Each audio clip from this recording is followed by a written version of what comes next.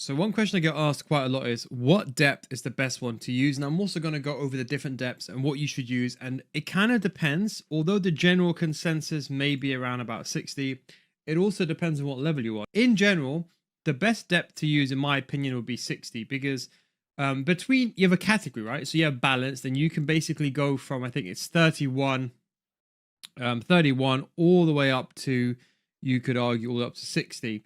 Now this is basically the range. You could argue between that is a line height. Now people are going to sell you some dream with some tactics videos and say, oh, I use 53 depth and I noticed even pros know the difference between like 54 and like 45. Like you give an average pro player, they're not going to know the difference between those two. So whoever tells you, oh, one depth makes a difference, honestly, it doesn't. It only makes a difference. And what they may be referring to is, for example, like these holders. You see, when the defensive approach changes to high, I would say is genuinely for pressing. The problem with high, I would say, is your defensive liner sits a bit too high. The problem is through balls. Extreme, I would say, only purely for pressing. Extreme I'd only use if you're trying to press the ball and you're trying to win the ball back. When you go to like something like a 35 or like a 45, I actually really like 45, 35.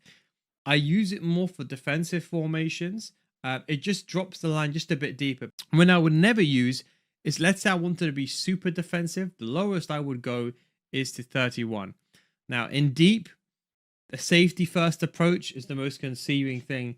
I think a lot of confusion on like people who are new to the game because they think this is a defensive approach. This is the worst because what this does is makes your defensive line drop when your opponent has the ball and they got space outside the box to smack those finesse shots, or the meta is basically going down the wing and doing tiki-taka plays and first time shots or scoring goals. Thanks for watching. Take it easy. Catch you next time. Peace.